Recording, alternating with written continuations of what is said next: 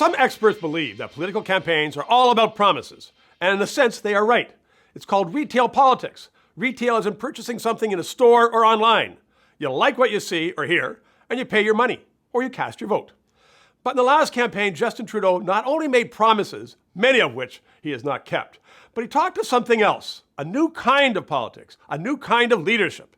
He was a new kind of character, he wanted you to believe, and he declared that he was a vast improvement on the man who then held the office. He still references those terrible Harper Tories in speeches. So character is in play. It is agreed to be determinative of how citizens should vote. And now we have the second report of the Federal Ethics Commissioner, which, after extensive investigation, has determined that Justin Trudeau has clearly violated the rules during the SNC-Lavalin scandal. The Prime Minister responds that he takes full responsibility and then goes on to chatter in a way which makes clear he has no idea of what responsibility is. Remember when, after his initial flat denials, his unequivocal assertions over a number of days that nothing wrong had occurred in the SNC-Lavalin scandal, he then declared that action had been appropriate.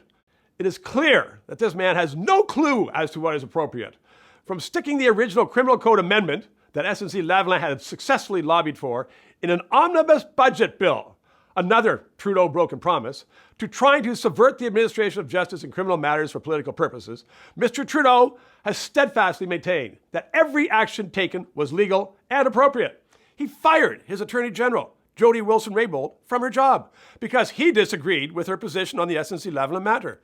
And now we learn from the Ethics Commissioner that she was right and he was wrong. Will the feminist apologize? Not in your life.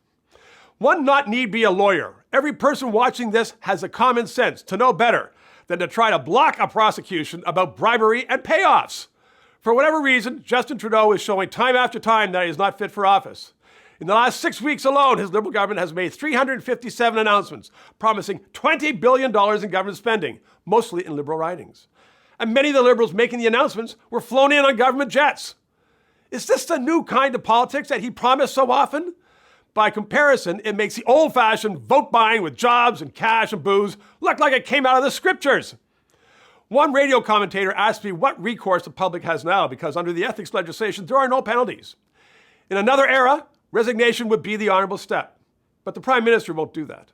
He doesn't have the decency to admit he was wrong and step aside. So we're left down to the last possible option, democracy. And Canadians will have their chance to judge Mr. Trudeau soon enough.